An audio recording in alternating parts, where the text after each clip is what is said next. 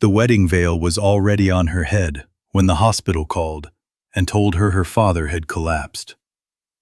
Before she could run, her stepmother locked the door, slid the key into her purse, and said, "You will marry him first, or your father dies without surgery." Then Isabella saw the groom's photo for the first time. A tired man in a wrinkled shirt, holding a little girl in one arm, like life had been beating him with both hands. If stories like this hit you somewhere deep, subscribe, like the video, and tell me where you're watching from. Because this one doesn't just break hearts. It makes you question what love, pride, and family really cost. Isabella's fingers trembled against the white silk draped over her knees. She wasn't supposed to be here.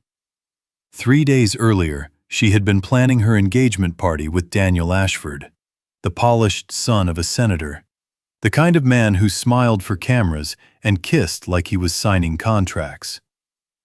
Her stepmother, Vivian, adored him, said he would restore the family name. But then the debts came out. Her late mother's charity foundation had been used as collateral for bad investments. The house was drowning. Her father had hidden the truth until the stress folded his heart in half at breakfast.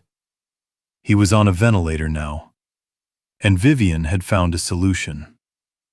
"A marriage arrangement," she'd said, as if discussing flowers. "A modest ceremony, no press. The man is desperate for a mother for his child. In return, his sponsor pays your father's surgery in full." Isabella had stared at her. "You're selling me." Vivian's expression didn't crack. "I am saving your father." Now the chapel smelled like stale roses and candle wax. Too warm, too quiet. The kind of silence that made people feel trapped. Her bridesmaids were strangers hired by Vivian. The man waiting at the altar wasn't even looking at the door. He stood there with his daughter, who couldn't have been older than 5, clinging to his leg in a faded yellow dress. The girl kept rubbing one eye like she was sleepy. Poor single dad, Isabella thought bitterly.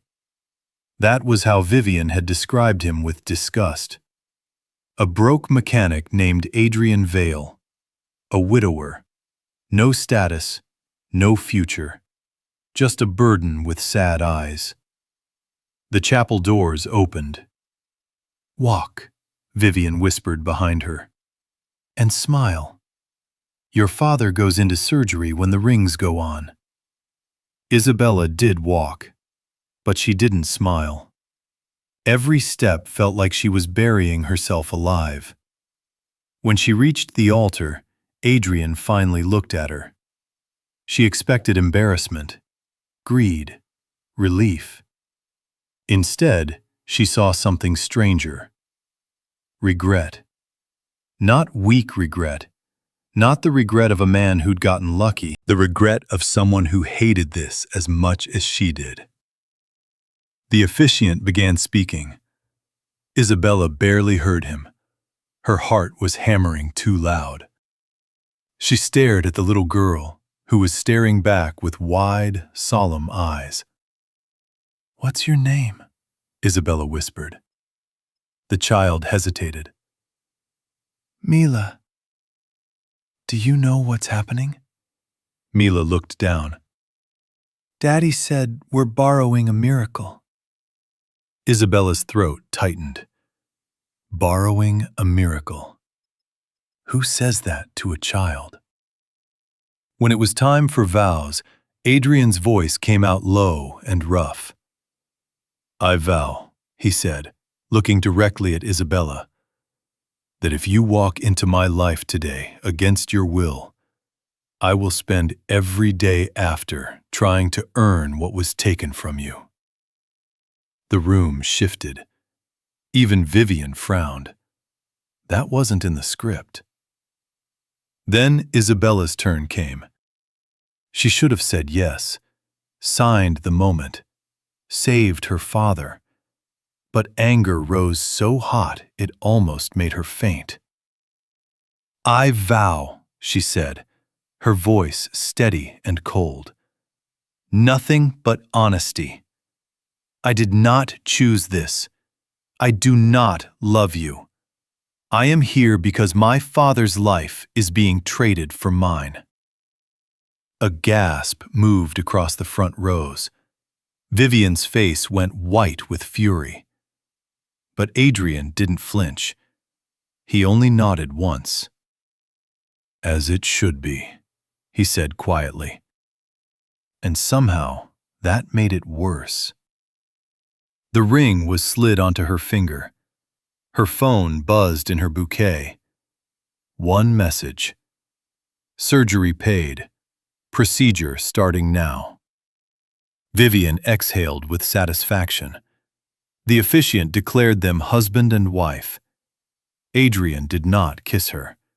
He simply stepped back, took Mila's hand, and said, "You don't have to walk beside me, but no one will force you to run either."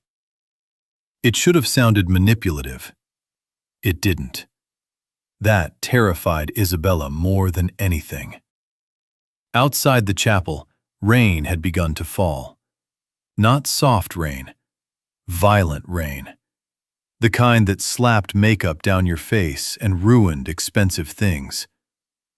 Vivian caught Isabella's wrist before she could get into the car.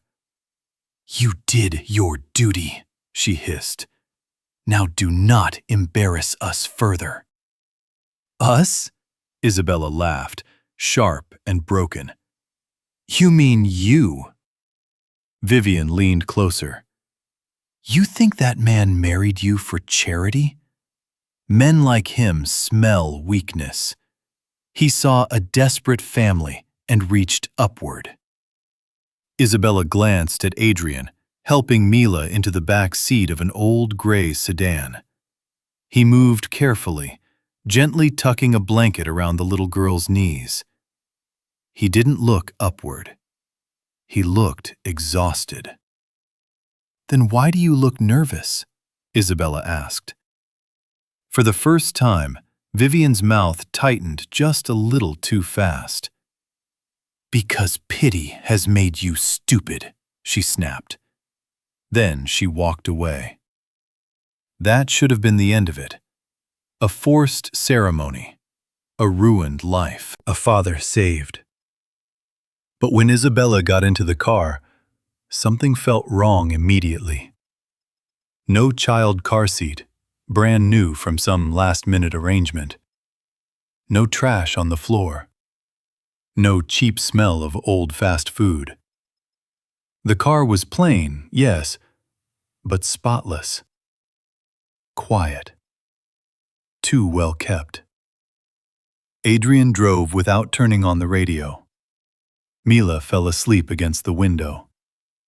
After 10 minutes, Isabella finally said, "Where are you taking me?" "Home." "To your apartment?" A beat of silence. Then he said, "No." That single word landed heavy. They drove through the poorer side of the city first.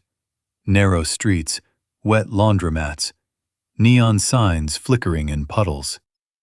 Then farther out, past the old rail line, past the factories. Isabella turned in her seat. "This isn't the way." "I know." Her pulse rose. "Then stop the car." He did, immediately. On the shoulder of a dark road lined with cypress trees, rain tapped the windshield. Adrian kept both hands on the steering wheel. "If you want to leave, I'll call you a car right now. Your father's surgery is already underway. I won't use that against you." She stared at him. "You expect me to believe you?" "No," he said, "but it's still true." Mila stirred in the back. "Daddy?" "I'm here, honey." The child reached forward blindly until his hand found hers. She relaxed at once. Something inside Isabella twisted painfully. A man could fake a lot of things. That didn't look fake. She swallowed. Why me? He took a long breath, like the answer itself hurt. Because your father once saved my life. And when I found out what Vivian was doing to him, I stepped in the only way she would accept. She laughed in disbelief. By marrying me? By giving her something she thought she could control. Isabella searched his face. Rain blurred the glass behind him. You're lying. About what? Everything. You're dressed like a man who can't pay rent. Vivian said some sponsor was paying for the surgery. She wasn't wrong. Who? Adrian turned and looked at her fully for the first time. I am. The road went silent except for the rain. Isabella almost smiled because the claim was so absurd. Then she noticed the watch under his cuff. Not flashy, not diamond-covered, but old, elegant, heavy. Her father used to collect watches. He once showed her a catalog and said, "The truly expensive ones don't scream." Her skin went cold. Who are you? Adrian looked forward again. Someone who learned a long time ago that wealth attracts the worst people faster than poverty ever does. The gates appeared 20 minutes later. Black iron, 12 feet high, hidden in the dark like the entrance to another world. They opened before the car even stopped. Isabella sat frozen as the sedan rolled up a long drive lined with lanterns, over a bridge, past a lake reflecting the storm like shattered silver. At the top of the hill stood a mansion so large it made the word house feel childish. No, not mansion. Estate. Old stone. Endless windows. Warm lights. The kind of place that belonged in magazines about dynasties and inheritance and people who never touched grocery carts. Isabella whispered, "What is this?" Adrian killed the engine. "My home." She turned to him so sharply, her veil pin tore free and fell into her lap. "You expect me to?" "I expect nothing tonight," he said. "But the truth, yes. You deserve at least that." The front door opened before they reached it. Staff stepped out with umbrellas. Staff. Plural. Mila woke up fully and squealed, "Nana Rosa!" An older woman rushed down the steps and lifted the girl into her arms. "My little moon." Isabella stood in the rain, numb. Poor single dad. That was the lie. But it wasn't even the worst one. Inside, the house glowed with warm lamps and polished wood. Family portraits, fresh lilies, quiet luxury everywhere, the kind that didn't need branding because it had existed too long to prove itself. Adrian took off his wet coat and handed it to a valet like it meant nothing. Isabella stared. "Say it," he said tiredly. She did. "Who the hell are you?" He looked at her, really looked, and there was no pride in his answer. Adrian Vale, founder of Vale Global Holdings. The name punched the air out of her. Everyone knew Vale. Shipping, hotels, energy, tech. A private empire so huge people argued online about whether one family should even be allowed that much power. The reclusive billionaire no one had seen clearly in 2 years after his wife died in a crash overseas. "The richest..." Isabella stopped. "Alive?" Adrian finished without expression. Some magazines enjoy saying that. A cold wave of humiliation crashed through her. She remembered every thought she'd had at the altar, every flicker of pity, every ugly assumption. Then anger replaced it. "You let me believe I was being sold to some desperate stranger." His jaw tightened. "I let Vivian believe she had arranged that. Because if she knew who I was, she would have turned your father's suffering into a bidding war." "And me?" His voice dropped. "You were collateral in a game I was trying to end before it started." She slapped him. The sound cracked through the foyer. No one moved. Even the staff looked down. Adrian took it without lifting a hand. A red mark slowly rose on his cheek. "You do not get to decide what's best for me," Isabella whispered. "You're right." Her eyes burned. "For a man with everything, you stole my choice like everyone else." That landed harder than the slap.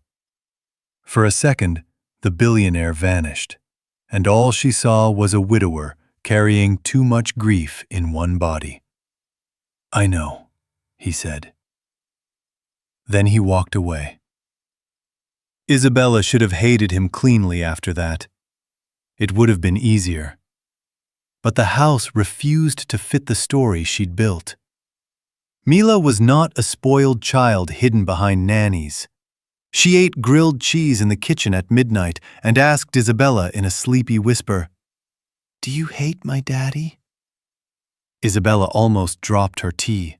"What?" Mila twisted the edge of her blanket. "People do sometimes, when they find out who he is." The honesty in it broke something small inside her. "Why would they hate him?" "Because they want things," Mila said, "and he says no."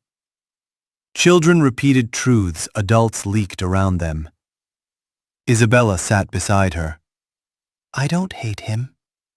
"Not yet," she almost said. Mila studied her. "You're sad. So are you." The little girl's lips trembled. "I had another mommy. Then she went away in the fire sky." A plane crash, Isabella realized. So that was how the world had been told the glamorous wife of Adrian Vale died. Headlines and speculation and glossy tributes. But to this child, it was the fire sky. Isabella pulled her closer before thinking. Mila melted into her instantly, like a child who had been carrying too much absence. Upstairs, Isabella couldn't sleep. At 2 a.m., she heard voices from the study downstairs. One belonged to Adrian.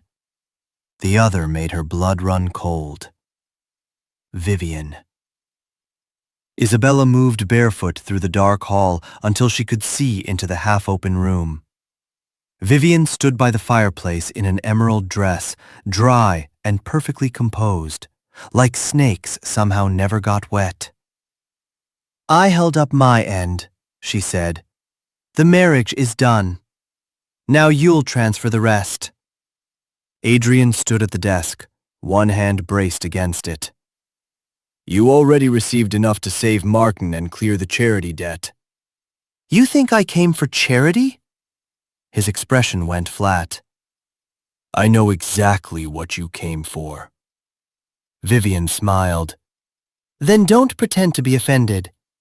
Men like you don't become kings without buying people."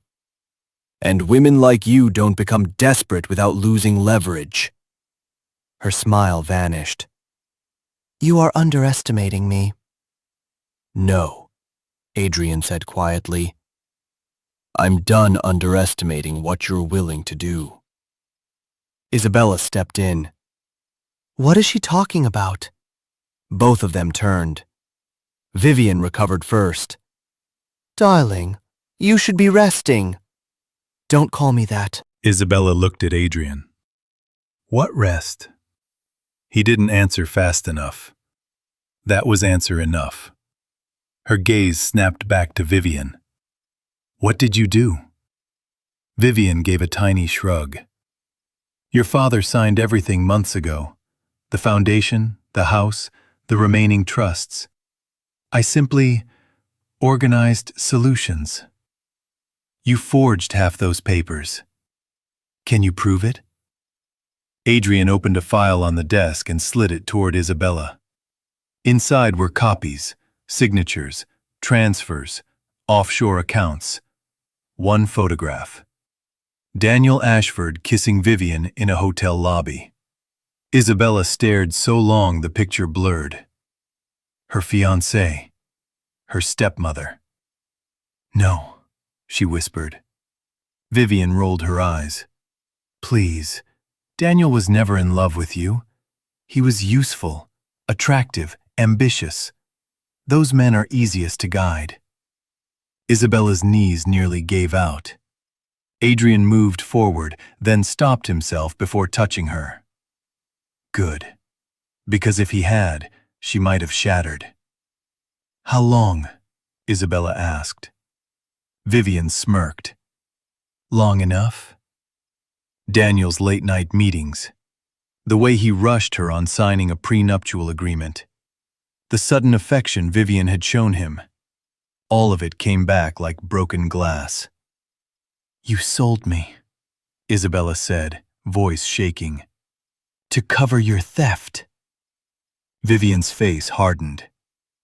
I did what survival requires. No, Adrian said. You did what monsters call strategy. Security entered then, silent and massive. Vivian laughed once, but it sounded thinner now. You think removing me changes anything? The press will feast on this marriage. Her reputation is already ash. Then let it burn, Isabella whispered. It was the first time she'd seen fear flicker in Vivian's eyes. Tiny, but real. After security escorted her out, Isabella stood in the center of the study, unable to breathe right.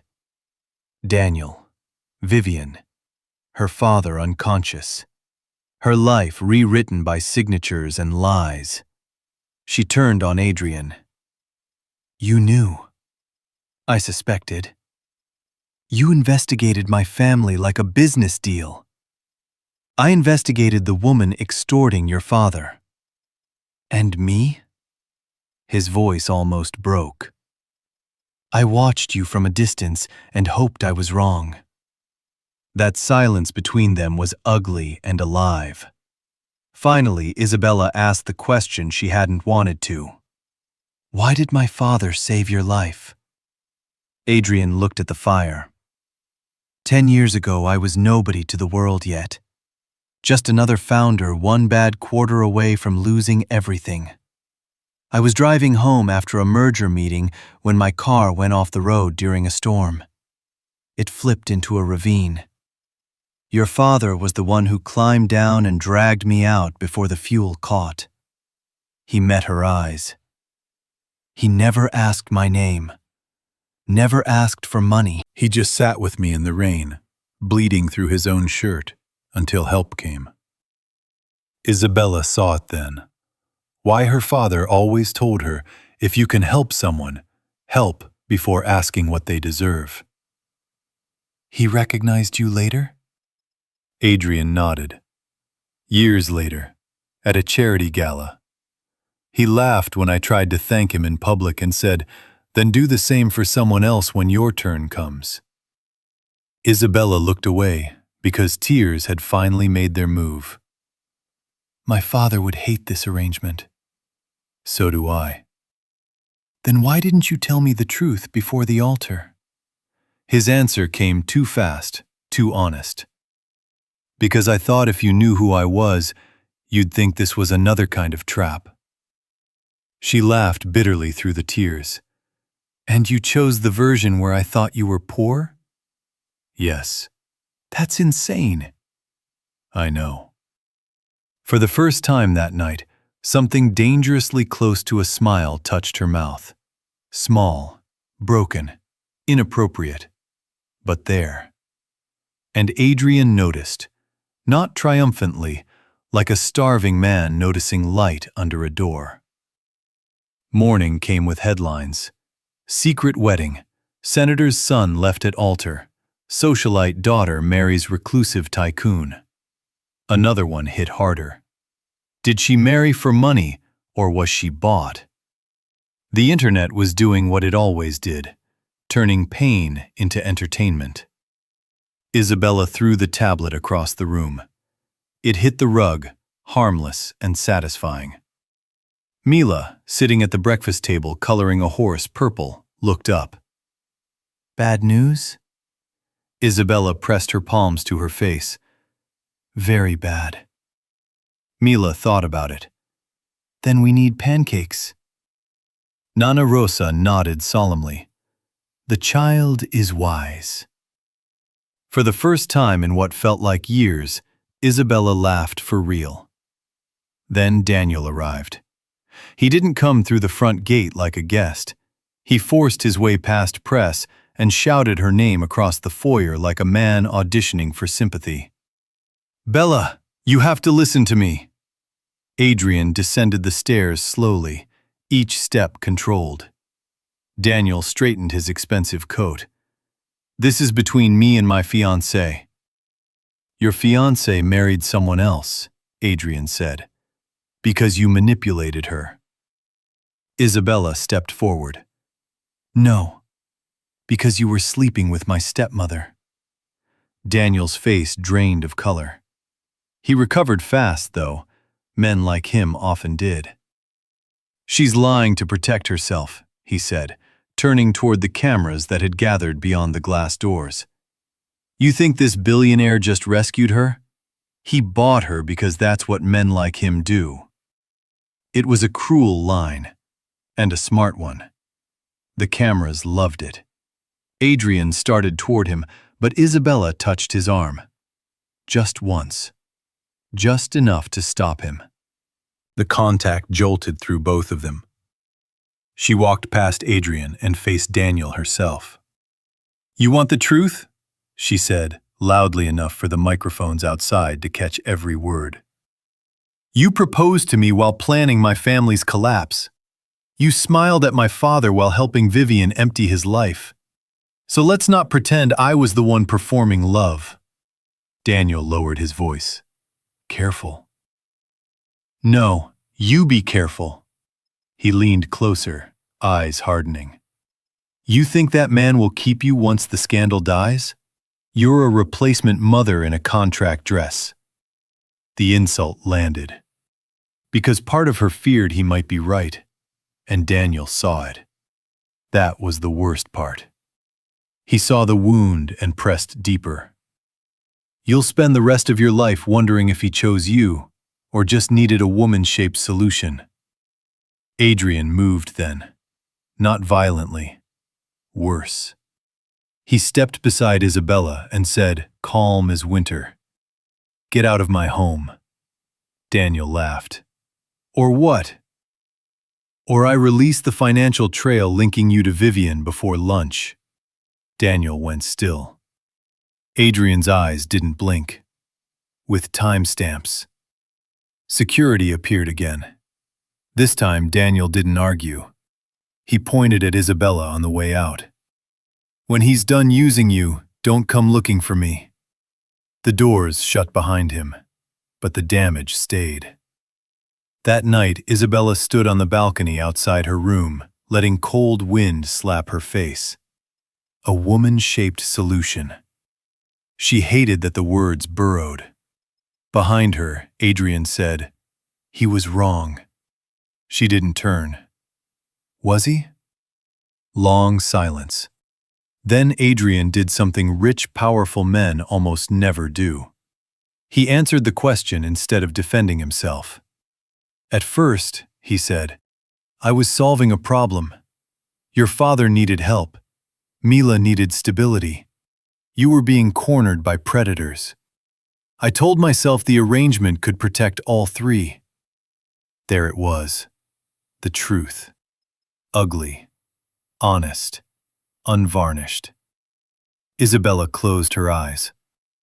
But, she whispered, His voice lowered. But somewhere between the hospital paperwork and watching you hold my daughter in the kitchen like she'd belonged in your arms all along, it stopped being strategy. She turned then. He looked wrecked. No billionaire polish, no myth. Just a man standing in the cold, risking the thing he clearly feared most: rejection. I didn't want a woman-shaped solution, he said. I wanted you before I had any right to. Her chest tightened so hard it hurt. That doesn't fix what you did. I know. Then why say it? Because you've had too many lies already. A cry split the moment. Mila. Not loud, panicked. Both of them ran.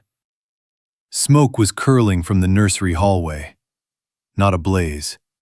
Not yet, but thick, bitter smoke pouring from the wall outlet near the child's room, where an old lamp had sparked. Nana Rosa was coughing, trying to open the door. Adrian shoved past everyone and disappeared into the smoke before anyone could stop him. "Adrian!" Isabella screamed. No answer. Seconds dragged like knives. Then he emerged with Mila in his arms, wrapped in a blanket, her tiny face buried in his neck. He dropped to one knee on the floor, coughing hard, shielding her with his body even after they were out. "Daddy," Mila whimpered, touching his face. "I've got you. I've got you." Isabella was shaking so badly she couldn't feel her hands. The fire was put out fast. Minor damage. Bad wiring in a guest room circuit, they said. But when the paramedics checked Adrian, they found more than smoke exposure. He had a fever, an infection in an old surgical wound he'd been ignoring for weeks. "You were supposed to be resting," the medic snapped. Adrian looked annoyed at being caught. Isabella stared. "You're sick?" "It's nothing," Nana Rosa muttered in Spanish, which sounded very much like the translation of liar. Later, after Mila finally slept curled against Isabella's side, Rosa told her the rest. He'd collapsed twice this month. He'd been skipping treatment, working through pain, handling legal wars, board pressure, threats from competitors circling after news of the marriage broke. "Why?" Isabella asked. Rosa looked at her with tired kindness. "Because some people only know how to carry everyone until their own bones crack. Heartbreak doesn't always arrive screaming. Sometimes it sits quietly beside you while a child sleeps and makes you realize the person you've been fighting might be even lonelier than you are." The next morning, Isabella went to Adrian's study. He was on a video call, cutting apart 3 executives with surgical calm while looking half dead. When the call ended, she closed his laptop. He blinked. That was not democratic. "You married me without democracy. Sit back." To his credit, he almost smiled. She brought him tea, medicine, and the one thing he clearly didn't know how to accept: care. For days the house changed, not magically, not cleanly, but honestly. She visited her father in recovery and learned he had no memory of signing the final transfer papers Vivian used. The criminal case began. Daniel's father publicly disowned him to save the senator's campaign. The press turned, hungry as ever, now calling Isabella either a mastermind or a victim, depending on the hour. None of it mattered as much as the small things inside the Vale estate. Mila asking Isabella to braid her hair. Adrian leaving his office earlier. The night they finally ate dinner together, without tension swallowing the room. Then came the betrayal neither of them saw. A board member leaked private documents suggesting Isabella had signed a postnuptial transfer worth hundreds of millions. Fake, but convincing. By dawn, the entire country believed she had married Adrian for money. Protesters gathered at the gate. Gold digger, homewrecker, mercenary bride. Isabella stood in the hallway, listening to strangers chant about a life they knew nothing about. She looked at Adrian. "This never ends, does it?" He answered softly, "Not if we keep hiding." That afternoon, he called a press conference. Every advisor told him not to. He did it anyway. The world watched. Adrian Vale, in a simple dark suit, stepped to the podium with Isabella beside him and Mila in the front row holding Nana Rosa's hand. The questions came like bullets. Did she manipulate you? Was it a contract? How much did she receive? Why the secrecy? Adrian let them finish. Then he said, "You all want a cleaner story than the truth. You want villain, victim, transaction, payoff. But the truth is less flattering to everyone." He looked at Isabella. "I married a woman who had every reason to hate me, because I thought I could solve her pain with power. I was wrong." The crowd went still. "I did not marry her because she was convenient.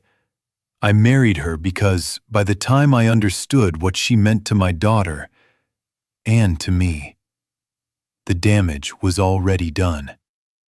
Isabella's heart slammed against her ribs. He went on. "She has not taken $1 from me beyond what was needed to save her father's life, which I would have paid whether she married me or not. If you want to accuse someone of buying people, accuse me of believing money could protect what only trust can build." A murmur moved through the room. Then Isabella stepped to the microphone before she lost her nerve. "I did not love him when I married him," she said. "I barely knew him. I was angry, humiliated, and yes, I thought the worst of him." She looked at Adrian, at the man who had let the world misunderstand him more than once just to protect others. "I was wrong too." The silence deepened. "This man," she said, voice trembling, "ran into smoke for his daughter while he could barely stand. He saved my father without asking for thanks. He admitted the truth even when it made him look cruel. I don't know what the world wants from women like me. Purity, perfection, shame. But I am done apologizing for surviving." Somewhere in the crowd, applause started. Small, then bigger and bigger. Not everyone clapped. That wasn't the miracle. The miracle was Adrian looking at her like she had just returned something he thought he'd lost forever. That night, after the press finally scattered and the gates closed, Isabella found him in the garden near the lake. No cameras, no staff, just lanterns moving softly in the dark. "You shouldn't be out here," she said. "Doctor's orders." He glanced over. "You've become alarmingly efficient at bossing me around." She stepped closer. "I learned from Mila." He laughed under his breath. Then silence. Deep. Waiting. Adrian swallowed once. "I won't ask anything of you. Not after how this began. But if there's even the smallest chance that what grew here can become real." She kissed him before he could finish. Not carefully, not politely. All the grief and fury and relief and fear of the last weeks crashed through it. When she pulled back, his forehead rested against hers like he needed proof. "You talk too much for a man who spent days saying almost nothing," she whispered. His eyes closed. "Isabella, I'm still angry with you." "I know." "You still owe me the life I would have chosen." "I know." She touched his face, the same cheek she had slapped. "But I think," she said, voice breaking into a smile, "I'd choose you anyway." For the first time, Adrian Vale looked undone. Not rich, not powerful, just loved. Months later, when her father walked slowly through the restored charity foundation and saw Mila running across the courtyard with paint on her hands, he stopped and cried. "Your mother would have adored this child," he said. Isabella looked toward the doorway where Adrian stood pretending not to be emotional and failing badly. "No," she whispered. "I think she sent her." And maybe that was too sentimental for the world outside, too soft, too improbable. Let them think so. Because the truth was this. She was forced to marry a poor single dad. Instead, she found a grieving man hiding behind humility, a little girl with a crack in her heart, and a love that entered her life like disaster before revealing itself as rescue. Some people enter your story looking like punishment. Then they bleed beside you long enough to become home.